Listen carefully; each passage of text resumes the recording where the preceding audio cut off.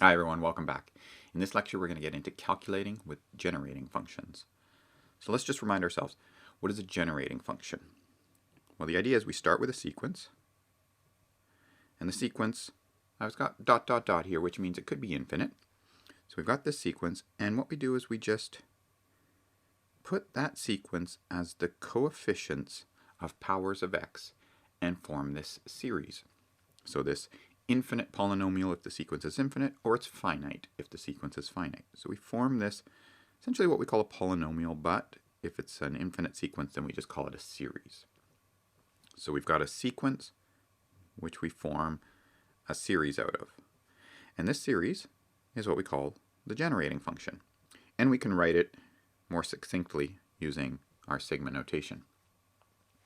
So our main goals are as follows. We're interested in counting or enumeration, finding the number of ways to do something. And that's often going to encode a sequence for us. So for example, how many binary strings are there of length n? A sub 0 is the number of binary strings of length 0, a sub 1 is the number of binary strings of length 1, and so on. So that's our counting sequence. That might be something we are interested in determining. Maybe we don't know what the number of objects of length n is of a particular type. And so what we do is we encode them as the coefficients of this series and call that the generating function. So I like to refer to this as, in some sense we call it compression, because I'm taking this collection of objects and I'm forming one object out of it, namely the generating function. And then we could do some work with the generating function. And that's what we're going to do over the next few lectures. We're going to do some arithmetic or some algebra with generating functions. And then eventually, we should be able to pull back information. So pull out the coefficients to form the sequence again. And this is what we call extraction. So we're going to extract the sequence from the generating function. And those are really the two aspects that we're interested in. We want to find the values of some counting sequence, we form a generating function out of them, we do some work with the generating function, and then we pull back the original sequence out of the generating function by extracting the coefficients. So that's our big picture perspective. In this lecture, we're just going to work on the kinds of algebraic or arithmetic operations we can do with generating functions. How can we manipulate them? So the key thing to observe is that we are interested in the coefficients of the generating function. That's our interest, are these values here. We are not interested in the values of a of x. In other words, we're not going to be plugging in some number for x and evaluating it. So in the traditional sense of a function, we are not going to use it as such. We are not going to evaluate it at particular x values. All we are interested in is this object as a whole, where we could just store coefficients. So we're just storing this information. This is the data we're interested in. We're just storing it as coefficients, and then we are interested at some point in extracting those coefficients. The other thing to note is that any polynomial can be viewed as a generating function. A polynomial would just consist of some finite collection of these terms. And so all that would mean is the generating function for whatever those coefficients are, and then zeros beyond. So let's just look at a quick example. 1 plus x cubed, that's a polynomial. If we expand it out, this is 1 plus 3x plus 3x squared plus x cubed. And we can view this as a generating function. If we want to throw in the extra terms, we can do that. The extra terms are going to be, well, there's no x4 term, so 0x4 plus 0x to the 5 plus dot dot dot, and zeros as coefficients for the rest. So we can think of this as the generating function for the sequence 1, 3, 3, 1, and we could stop there, or we could say, if we're wanting to demand that all sequences have to be infinite, and then we just say, well, it's that sequence of 4 numbers, and then zeros for the rest. And so this tells us that any polynomial we can think of as a generating function. But not all generating functions are polynomials. Some generating functions will be infinite. And we don't refer to an expression with infinitely many terms as a polynomial anymore, so we call that a series. So let's look at some examples. Now in these examples, these are all going to be questions about counting. So find the number of ways to do something. And in each case, we want to think of it as a generating function problem. How can we use generating functions to solve it? The solution will be some coefficient of some particular generating function, and that's how we want to phrase our answer. So suppose we have a bag of nickels, dimes, and quarters. How many ways can we make 30 cents from these coins? Well, if we think about it, the way we're going to make 30 cents is we're going to have some collection of nickels. Let's say we've got 2 nickels. That's 10 cents. And then I've got some collection of dimes and quarters. Well, if I've got 10 cents already and I'm trying to make 30 cents, then I can add to that 2 dimes, which is 20 cents. And now I add 0 quarters and I get 30 cents. So this is an addition problem. We want to know some multiple of 5 plus some multiple of 10 plus some multiple of 25 is equal to 30. So because this is an addition problem, we can encode it as generating functions. So we'll write down the generating function for the nickels. In this case, the exponents on x are going to be the values of the nickels we're using. So we could use 0 nickels for 0 cents, or we could use 1 nickel, which is worth 5 cents, or we can use 2 nickels, which is worth 10 cents, and so on. So that is 0 nickels. This refers to 1 nickel because it's worth 5 cents. This is 2 nickels, and so on. We can do the same thing for dimes. We can use 0 dimes, we can use 1 dime, which is worth 10 cents, we can use 2 dimes, which is worth 20 cents, and so on.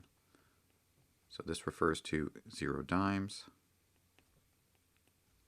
this is 1 dime, and this is 2 dimes, and then so on for higher order terms. For quarters, we can use 0, 1 quarter, which is 25 cents, 2 quarters, which is 50 cents, and so on. So 0 quarters, 1 quarter. And you may say, why am I taking, for example, 2 quarters? Because that's way more than 30 cents already, so we would never need that. But the idea is I've included dot, dot, dots, which means we've included all higher terms, because even though we'll be able to answer the question for 30 cents, we can also answer for other values as well. So what we have is this generating function. And the main thing to observe is that when I expand it all out, what happens? Well, let's just look at a couple of terms. When I expand it all out, I'm going to get any one of these terms multiplied to any one of these terms multiplied to any one of these terms. So there's just 3 terms in particular that are going to get multiplied all out when I expand it. And what happens? Well, I get an x to the 5 times an x to the 20 times an x to the 50. That becomes an x to the 75. So that refers to the fact that this is one way to make 75 cents. Use 1 nickel, 2 dimes, 2 quarters. We're interested in making 30 cents. So we want all possible products of things like x to the 10, x to the 20, and 1. So all possible products like this where the sum of the exponents is 30. So that is, to answer the problem, we are interested in the following. So the number of ways to make 30 cents is precisely the coefficient of x to the 30 in this generating function. So that's what we're interested in to solve this problem. So we could do this by just having a computer do a product and extract the 30th coefficient. And we can run with that observation that said, if I want the 30th coefficient, then I really just need to truncate these things. I wouldn't take anything in this series beyond x to the 30, so I'd throw away x to the 35 and beyond. For the dime one, I wouldn't use x to the 40 and beyond, and for the quarter one, I wouldn't use x to the 50 and beyond, so I'd throw all that stuff away. So I'm just multiplying 3 polynomials, and I could extract the coefficient. And when we do that, we get an answer of 5. So for example, you can just throw this into Wolfram alpha. or you could truncate them and do them by hand. But the idea is you get an answer of 5, and I'll just indicate here that I use Wolfram Alpha to do this. Now, the bigger picture is we could ask, how many ways can we make n cents? So this is not asked in that problem, but here's the bigger problem. Maybe we want to know the number of ways to make n cents for any value of n. So we did n equals 30 above. Maybe we want to know how many ways can we make 75 cents. Well, that would be, in the general case of n, it's the coefficient of x to the n in a of x. And so we've answered that counting problem as the coefficient of a generating function, the coefficient of x to the n, the generating function, for any value of n. Here we would like to find a formula for n. That would be our goal, find a formula for n. So using a computer, using Wolfram Alpha, it's not going to give it to us. So asking for any particular coefficient, a computer is perfectly set up to do that. You can ask for any particular coefficient you want. But finding a formula for the general nth coefficient, that requires the techniques we're developing in this section. So let's have a look at another example. How many integer solutions does x1 plus x2 plus x3 equal n have? And again, we want to think of this as, how can we answer this problem using generating functions? So what I'm going to do is I'm going to set up a polynomial, and this is going to encode all possible values of x1. So x1 could be 0, could be 1, it could be 2, it could be 3, and so on. So here I'm thinking of the values of x1 as the exponents on these x's. Again, just to reiterate, why are we treating the exponents as the possible values of x1? Because when we multiply polynomials and we multiply the corresponding terms, we add the exponents. And this is a problem about addition. We want to know how many ways can we find 3 numbers that add to n. So if I encode those numbers, those possible numbers as exponents, when I do multiplication, it adds those numbers up. It adds the exponents up. And so I just need to work out the corresponding coefficient of x to the n, because that would solve my problem. So in this case, these are the x1 values. We do the same thing. We could do the x2 values, 1 plus x squared plus dot dot dot. And similarly for x3 values, 1 plus x squared plus dot dot dot. And I'll just indicate here that these things are the x2 values, the possible values we have for x2, and there's the values for x3. So what we have is that the number of solutions to that problem is given by, well, it's the coefficient of x to the n in this generating function. So if I call this generating function a of x, then we are interested in the x to the n coefficient in a of x. So what is the coefficient of x to the n? That's the solution to this problem. Okay, but here's the interesting part. We actually already know how to solve this problem. We already know the coefficient of x to the n, and the reason is, if we look back at the original problem, it's just how many solutions are there to this equation if each of the xi's is bigger than or equal to 0. And we know the number of solutions. That's the number of ways to choose n from 3 with repetition. So this was from lecture 4. And so we got our value of n plus 2. Choose n. You might say, okay, well, why did I set it up as a generating function problem if I already knew how to solve it? Well, the idea is we can use this to help us solve other generating function type problems. So what I've got here is I've got the ability to find the nth coefficient of this expression. I know it's this, because what I've done is I've taken this problem and I've solved it in 2 different ways. I solved it once as a generating function type problem, and another as a combinations with repetition type problem, and so they have to give the same answer, so I'm able to get the nth coefficient of that generating function by solving the problem in another way. And that's fantastic because what it means is the following. I can, and as we'll start to see in this lecture, and then our focus of all next lecture is on this, what we can do is we can take these infinite series and we can try to write them in more compact forms. And in this case, I'll just appeal to the fact that we've seen geometric series before, and so this 1 plus x squared and so on, that looks like a geometric series. So we know it sums to 1 over 1 minus x.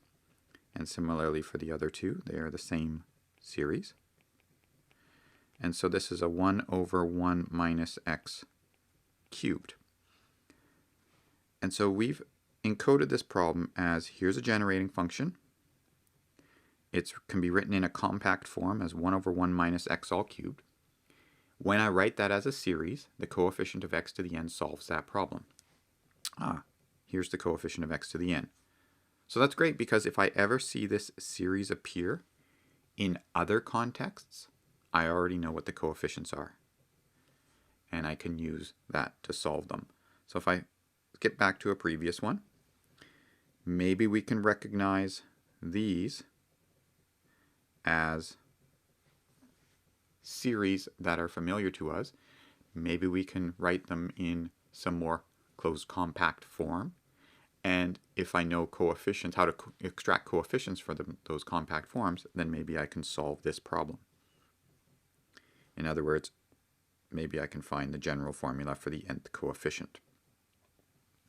And so this example is useful because it allows us some examples of where we have compact forms for generating functions and the ability to pull out the nth coefficient.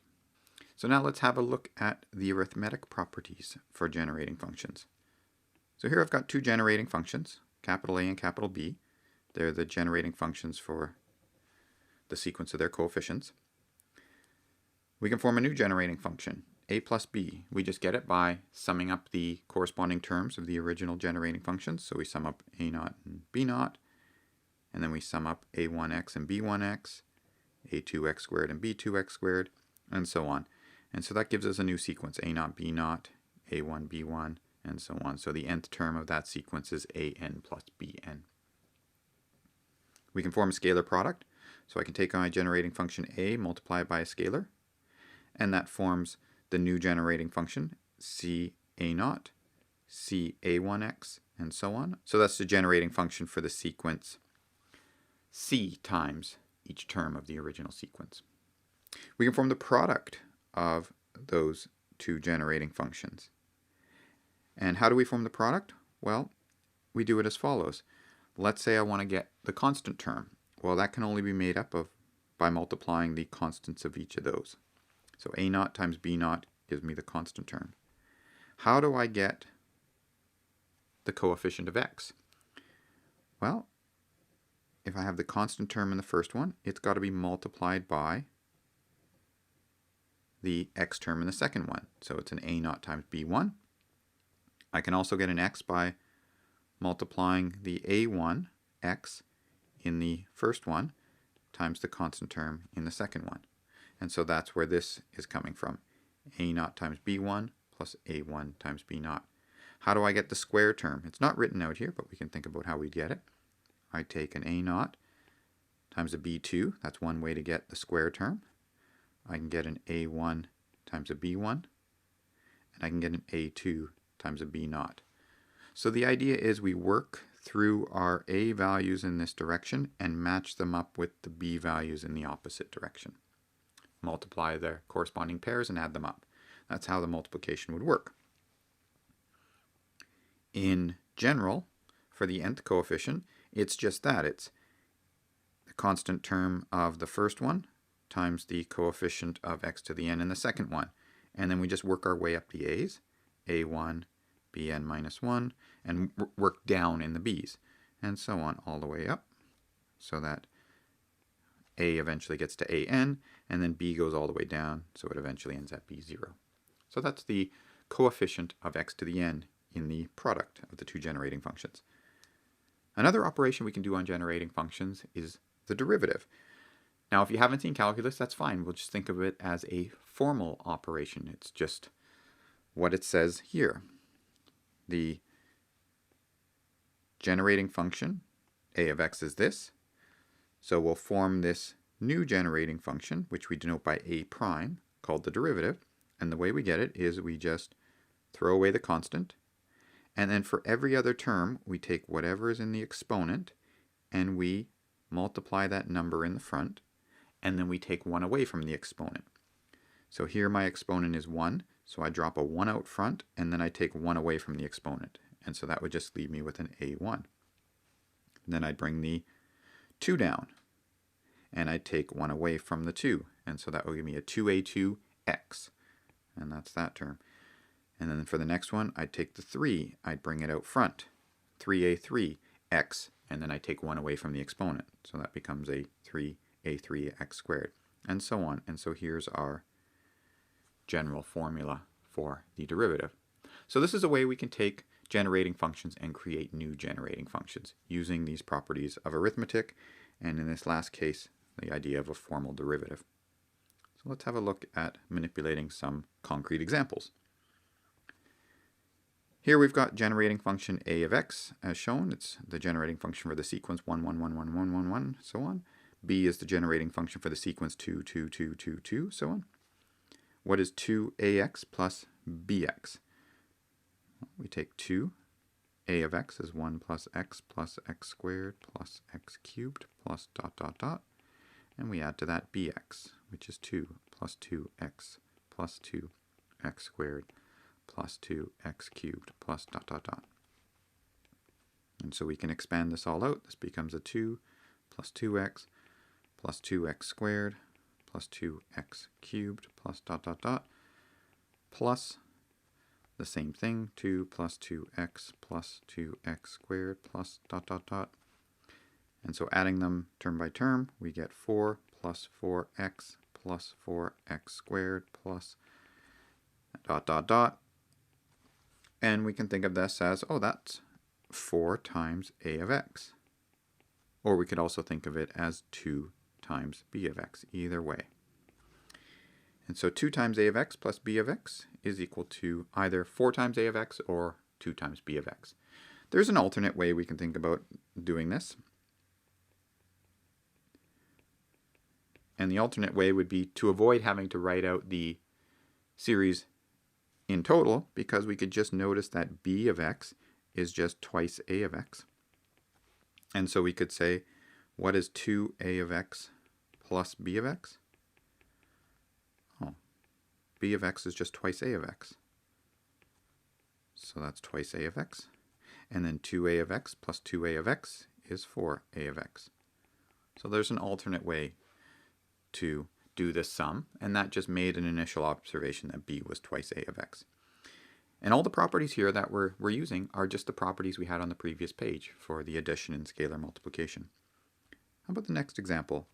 A of x times b of x. So a of x is 1 plus x squared plus x cubed plus dot dot dot.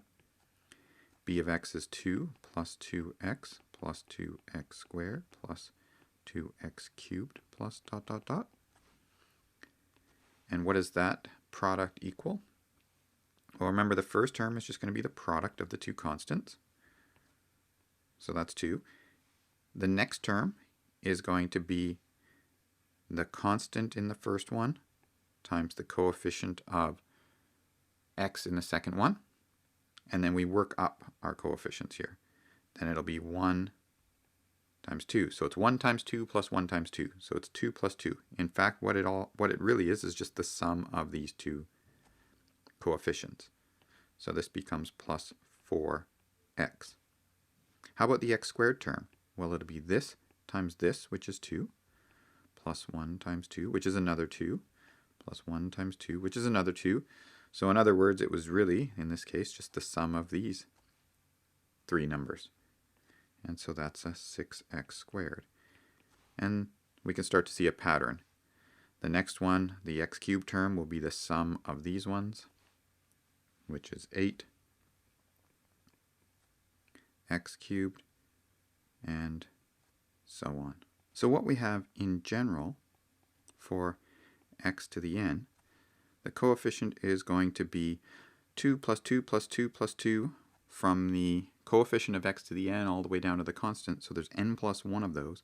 So it's 2n plus 1. So that's the general pattern. And so there's our product. Our product of these two generating functions is this generating function here. How about a prime of x? Well, a prime of x is, we use our formal derivative. So from the previous page, the constant goes away. X becomes 1. X squared, the 2 comes down, and we take 1 away from the exponent.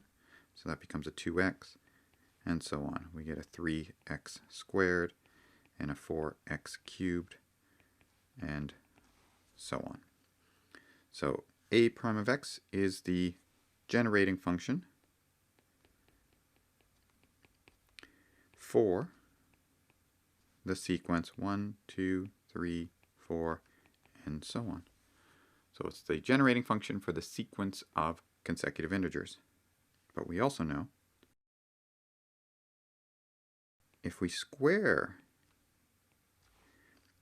a of x, that is the generating function for consecutive integers. So if we square it, and why do we know that? Well, there's a couple of ways we can know that, but the most straightforward way is to just say, well, let's look at the product that we just did. And here we would have had 1s in these spots instead of 2s. So if that's the case, if all of these were 1s, and we did the product, then what would we get? Well, this would just be a 1. This would be just the sum of this one and this one. So that would be a 2. And this would be a 3, and so on. So it's basically just, as we can see here, we can observe that if we did the same thing, multiplying ax to itself, what would happen is just all the 2's would disappear in each term. And so this is the sum of n going from 0 to infinity of n plus 1 x to the n. So I'm just removing the 2 from the general term. And so that's just the observation we wanted down here, which a squared was also the generating function for 1, 2, 3, 4. So we've got two different ways to think about how to get the generating function for consecutive integers. Here's a question for you.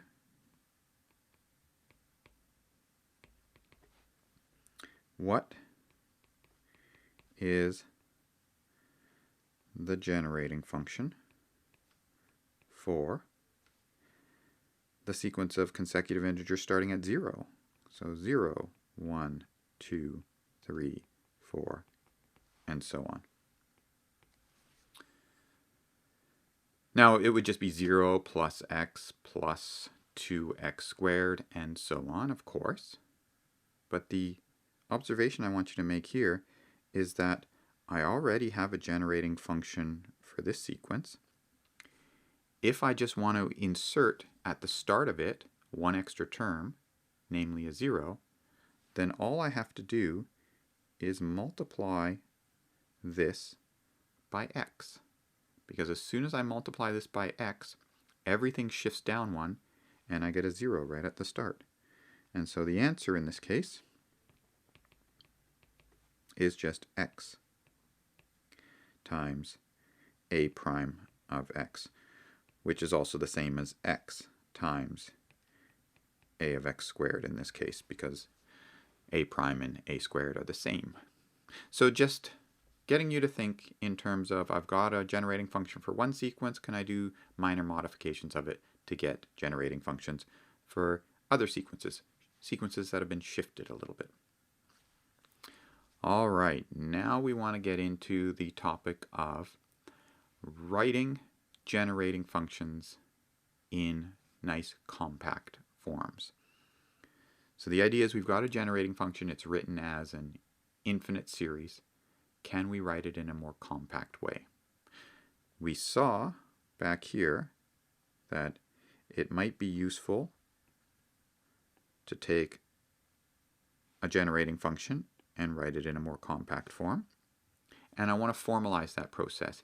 Here I used geometric series, but I really shouldn't, because as I said before, we want to think of generating functions as not functions where we're plugging in different values for x, but just as a way to store the sequence as coefficients. So I really need to put on solid foundation what it means to write it in this compact way. Why can I do that? And that's what we're about to get into. So all we have with generating functions right now is that they are infinite series. We can multiply them, we can add them, we can scalar multiply one by a scalar, and we've also got the formal derivative. So that's all we have. So let's see what analogy we have with real numbers. So if x is a real number, then there's this special number 1 that has the property that when I multiply x by 1, it just returns x, whatever that real number x was. This is the property of the identity. 1 is what we call the identity. Once we have an identity, then we can talk about multiplicative inverses. So if x is a non-zero number in this case, then 1 over x is the number with the property that when I multiply it to x, it gives me 1. So we call 1 over x the multiplicative inverse, or just inverse for short. We can do the same thing for generating functions. So similarly, for generating functions, we'll let a of x be the generating function a naught a1x plus a2x squared plus dot dot dot, which we can write using sigma notation, as then goes from 0 to infinity, a and x to the n. Then, by our properties of scalar multiplication, 1 times a of x is equal to a of x. And so, we call 1 the identity generating function. So it's the generating function which is constant of 1 and then 0x plus 0x squared plus 0x cubed and so on. And it has the property that when you multiply that to any other generating function, it returns that other generating function. So we call it the identity generating function. If b of x is a generating function such that a of x times b of x is equal to 1, then we call b of x the inverse of a of x. Now here, again, we have to keep in mind that we're just talking about multiplication, two objects multiplying to 1. So when I'm talking about an inverse here, I'm really talking about the multiplicative inverse. I'm not talking about some functional inverse. It's not an inverse as functions. It's just an inverse under multiplication. So this is the multiplicative inverse, or we'll just write inverse for short, of a of x. And then also a of x is the inverse of b of x. So they are inverses of each other. And so I'll write this a little bit more neatly. Inverse of b of x. And so what we want to do here is we want to show that sometimes if we are studying a generating function, it's easier to write it, so we can get a more compact form if we write it as the inverse of another generating function. And that's what I want to illustrate in these next few examples, that bringing this idea of an inverse into play allows us to write generating functions in a more compact way.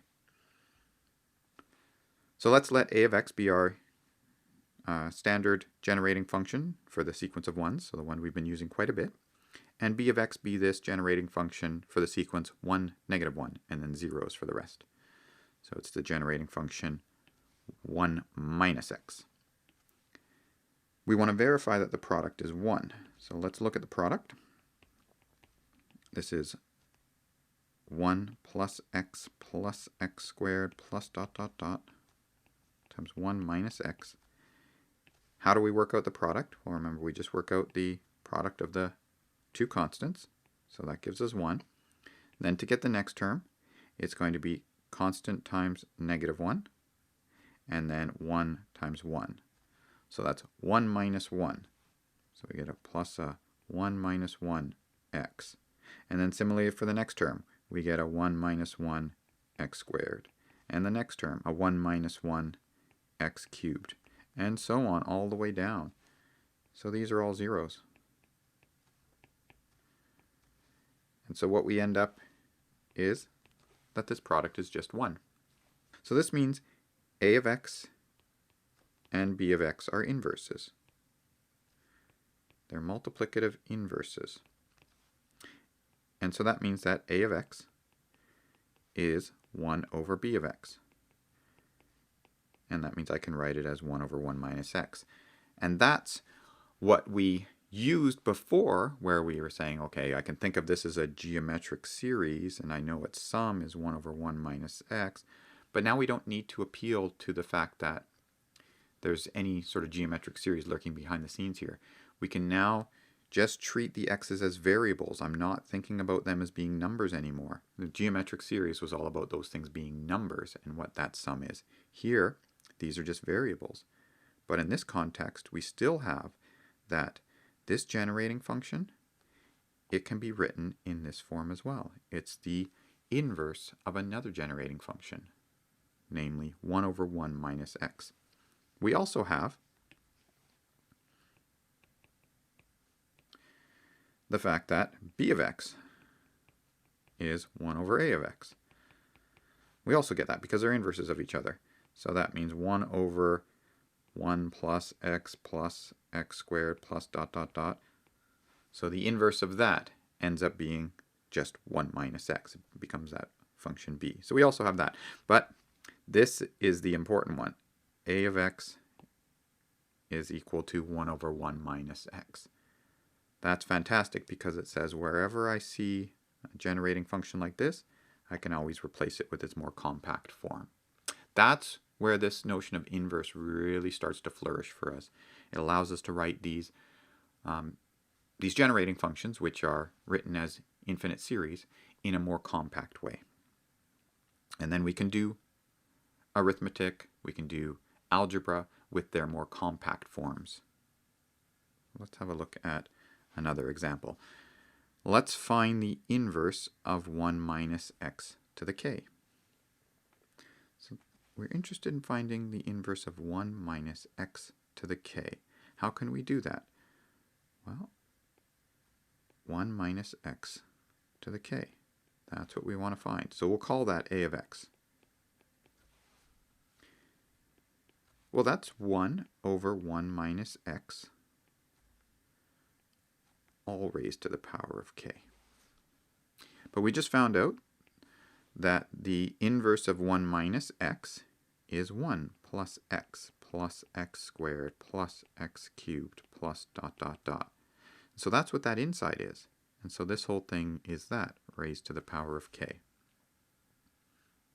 And that is something we've seen before. What is the nth coefficient of this thing? So now we notice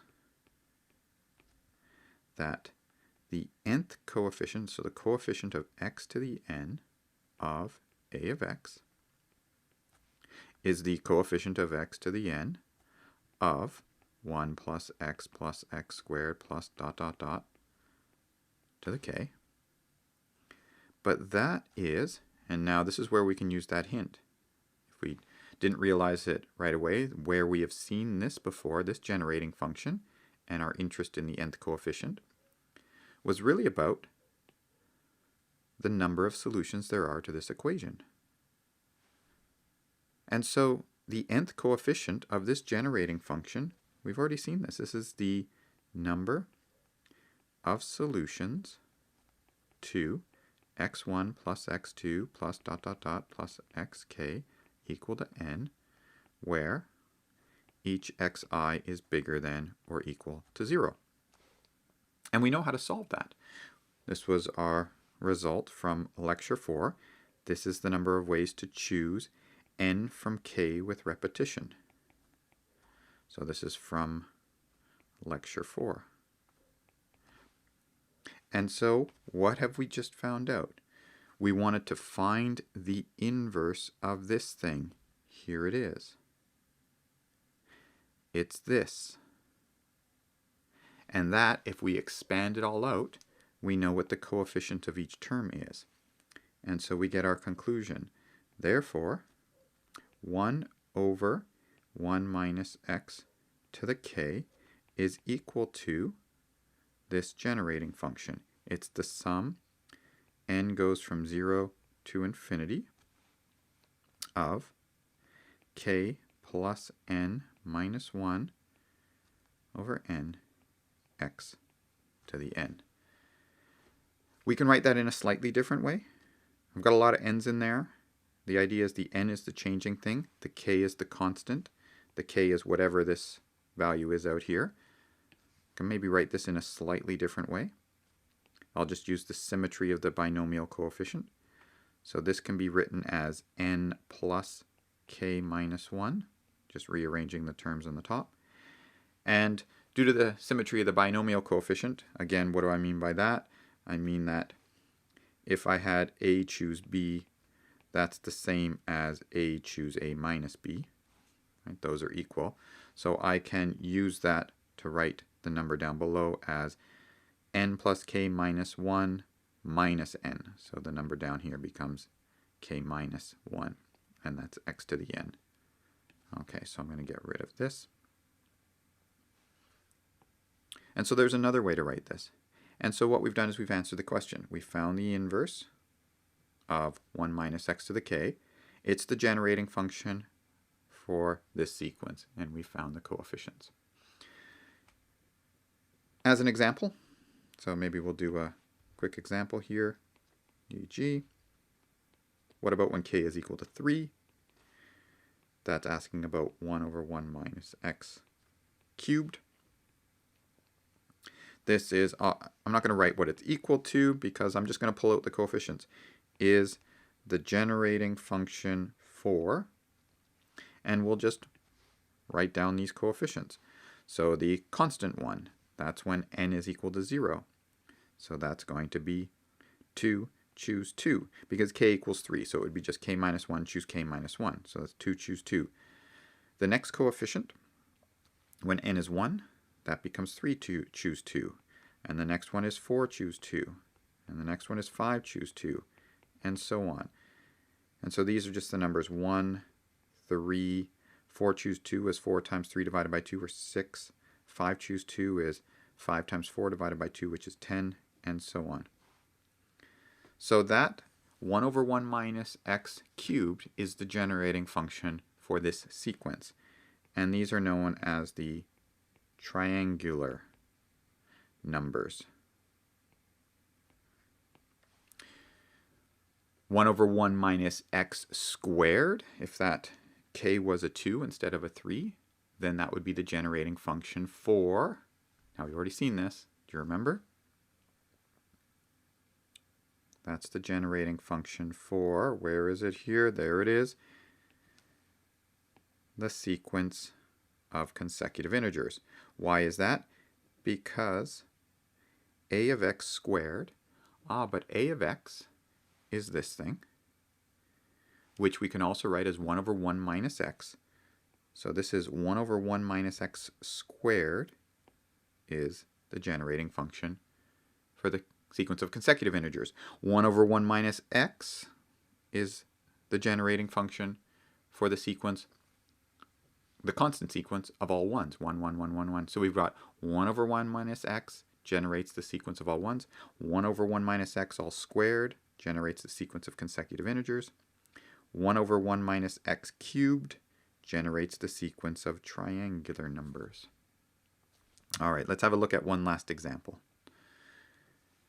Let c of x be this generating function and n of x be this generating function, the one that comes from the Nichols problem. What we are interested in is writing them as rational functions, so as an inverse of another generating function. So I'd really like to write c of x as 1 over something. The hope there is that I can write it as 1 over something which is a finite expression, so 1 over a polynomial.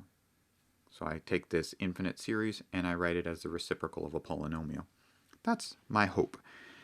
And so let's have a look. How can we do that? Well, there's a bit of a hint that says consider the 2x times c of x. So if I look at 2x, c of x, what is that?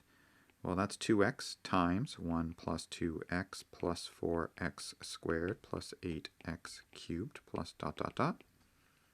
When I multiply through the 2x, I get 2x plus 4x squared plus 8x cubed plus 16x to the 4th plus dot dot dot. And I notice that is pretty much c of x. It's just missing the first term. So this is c of x with the first term removed, so minus 1.